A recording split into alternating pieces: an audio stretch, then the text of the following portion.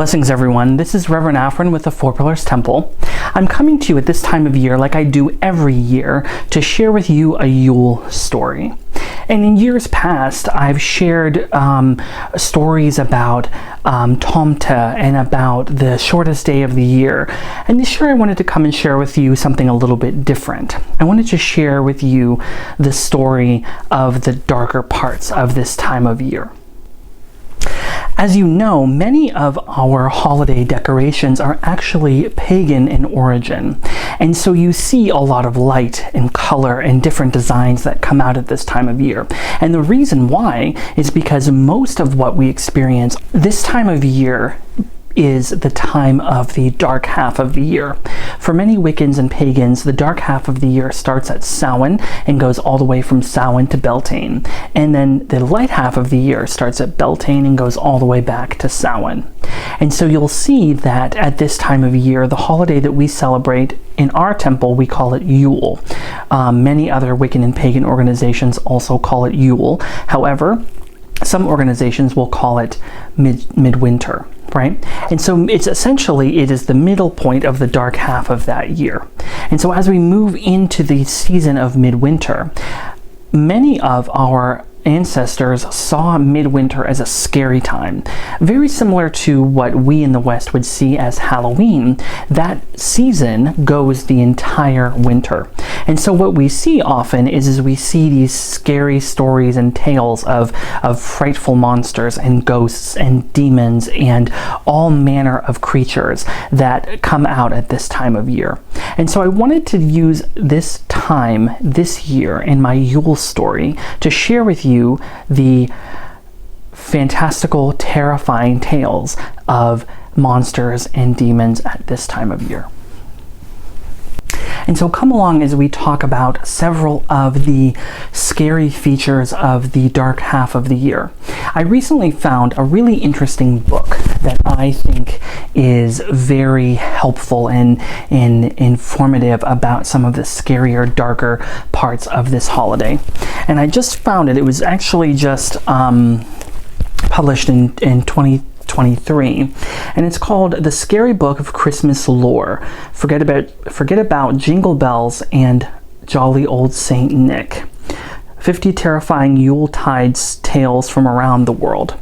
So this is a really, really cool book. If you like to be scared, you like to consider the scarier, darker aspects of the holiday, this would be a really great book for you. I'm not going to read it, but I do want to just say that there's the chapters are pretty short, and on top of it, they also have these really cool pictures. So if this is something that interests you, definitely check out this book. But it is from this book that I will be telling you some of the stories about this holiday. Many of these stories around this time of year are often meant to scare children, meant to keep them in line. They're meant to let children know, hey, this is not okay behavior. Hey, this is okay behavior. But it's not just for children. Some of the stories and myths that we hear are actually for adults too. So there are certain folk tales about hey, don't do this, or hey, get this done, or hey, get that done. And so it's this idea that we have to continue to keep up on our chores. We have to continue to keep up on our obligations. We have to finish all of our work on time. We have to not leave the house and go traipsing around in the woods at night. All of these things to keep people in line. And so many of the stories and folk tales around this time kind of go around that theme, this theme of keeping people in order. And so you'll see, of course, we all know of Saint Nick, Santa Claus, kind of the happier, exciting times and ideas. We talk about the gnomes, and you have the Tomta, which is, of course, moved into the realm of the Christmas gnome and the Christmas elf and things like that, right? Of course, very happy, shiny, beautiful, bright experiences. But then there's this darker side. I'm sure some of you have heard about the anti-Santa, or even have heard about Krampus, right? And so Krampus is a Bavarian character from the Germanic-speaking countries that has found his way into, in some ways, our culture. There's been recent movies about Krampus, things of that nature. And the interesting thing about him, as many of us know, is that he's intended to kind of scare children into behaving, right? So what he'll do is, if your children are misbehaving, he comes on Krampusnacht, and he'll come and he will beat them with sticks and reeds, and he'll put them in his basket, and he'll take the kids away. And so it's this idea that, hey, if you want to get gifts from Santa and you don't want to be visited by Krampus, then it's important that you do everything that you're supposed to do. And a lot of times it involves, again, following the rules, doing your washing and cleaning and sweeping, getting your yarn work or your loom work or whatever kind of household chore you had, getting it done in time. So of course Krampus is one of the main images that we see kind of in the scary anti-Santa. And then of course you have some other ones that also come from Germanic-speaking countries, Switzerland, Germany, Austria, the Bavarian region, sort of that deep south, deep woods, scary folk tales.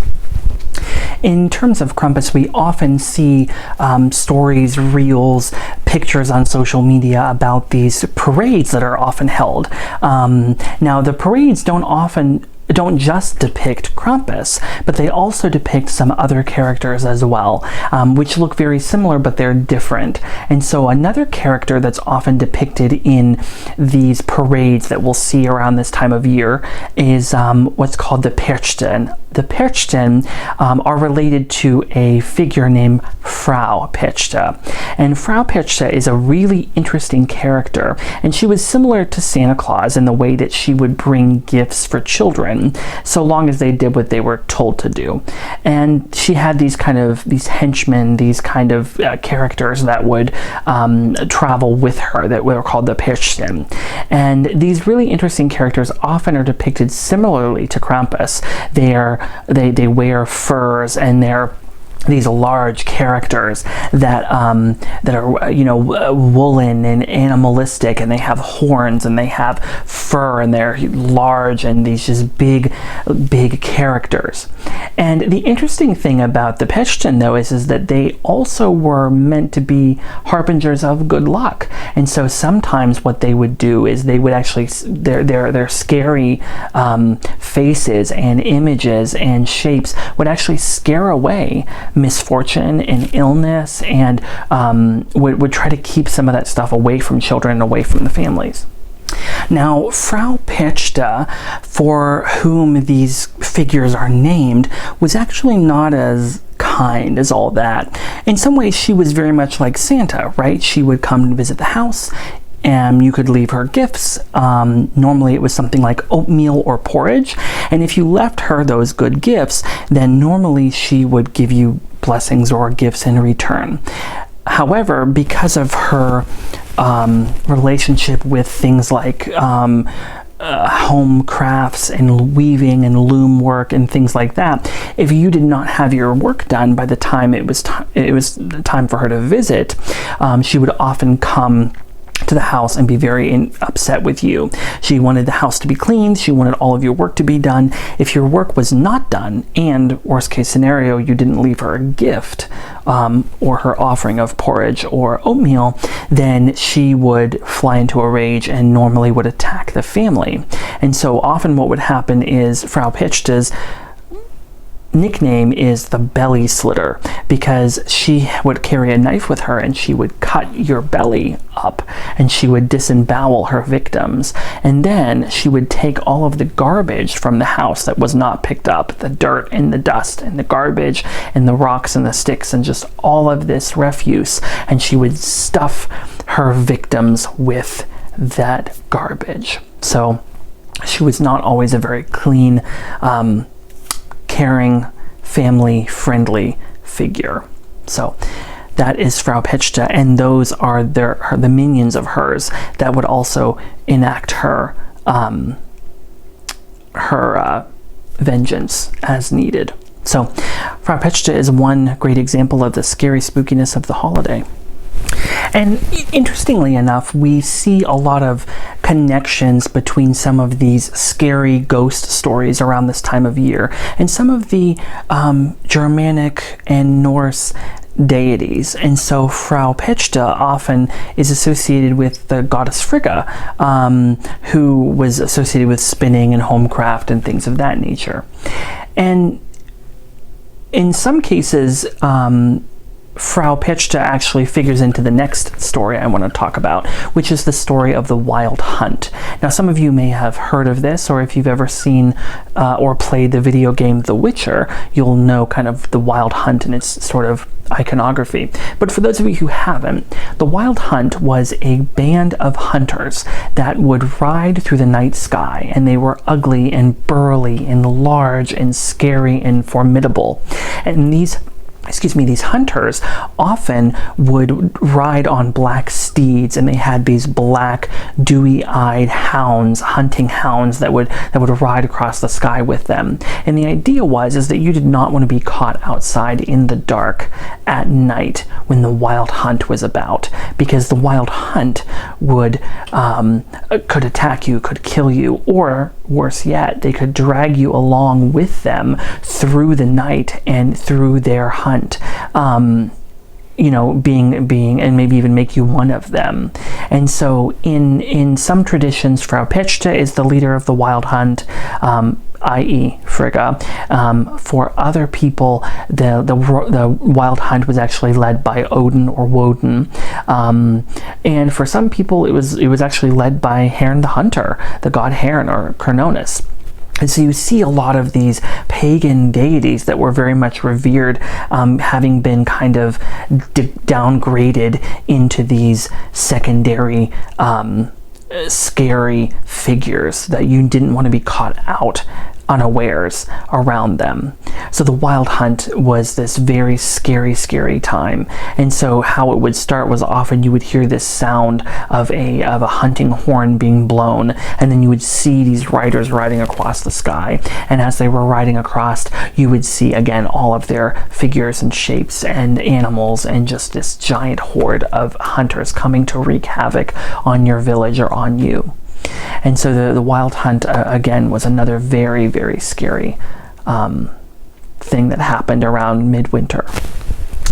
And again, many of the things that we see at this time of year are actually rooted and have much similarities with Samhain. So for example, people coming door to door, asking for treats, avoiding the tricks, right? And so we see this a lot with different things like carolers, which of course is a modern, more safe and cozy version of that. Or you might even see like mummers, and another word for the carolers that we call them is mummers, people that would go around and would dance and create this revelry and would get people involved and would ask and beg for things at the door to door. So you see a lot of parallels between that, and so I find that really interesting. One thing that they mention in the book that I thought was really kind of silly was there's this practice in some parts of Europe where they would hide the brooms during certain time or certain night of the year, and the idea is that witches are out and they're prowling, and if you leave your broom out, they're going to ride that thing and they're going to wreak havoc on you. And so I just imagine these witches traipsing around trying to steal people's brooms so they can ride them in the wild hunt or to the Sabbath or whatever the case was, right? And so it's just a really kind of funny image that I think of, because of course witches probably had their own brooms and they weren't actually doing that. And of course, as a modern witch, I just find the whole idea kind of silly. But it's one of those things that is very much rooted in superstition and in fear of the unknown. And we have to remember that this time of year is a really difficult time for a lot of people. The holidays are not always a joyous time, but they're a scary time or a sad time as we deal with grief and we deal with loss. Or it's a really scary time because people get sick, and people are more likely to get sick at this time. We know that the flu and COVID and all sorts of things kind of get worse in this time of year. And when that happens, a lot of times people sometimes don't make it. And so this time of year, although it is also darker, there's a lot less to do. People are shut up inside. There's maybe tensions are on the rise, illness is on the rise, anger, frustration is on the rise, not to mention all of the maybe expectations for purchasing Christmas or holiday gifts, and how much that can really stress people out. So this time of year, although it might seem like it's exciting and sparkly and bright and beautiful, for a lot of people it's not. And so when we hear these stories, it's really interesting to kind of look back on how our ancestors saw these holidays and maybe get reacquainted with some of the scary, darker sides of this really interesting time of year. So again, if you're interested in learning more, I only shared a couple of stories with you, but if you're interested in learning more, there is so much information online, and I would recommend that book. Again, I'll share it with you. Scary Book of Christmas Lore. Really interesting book. It is by Tim Rayborn. Tim Rayborn. So really cool book if you're ever interested in reading some more stories about the scarier side of the holiday. So I thank you all for watching, and I thank you all for participating and giving your support as you do every year. I wish you all a happy Yule, a happy midwinter, and until next time, signing off for now.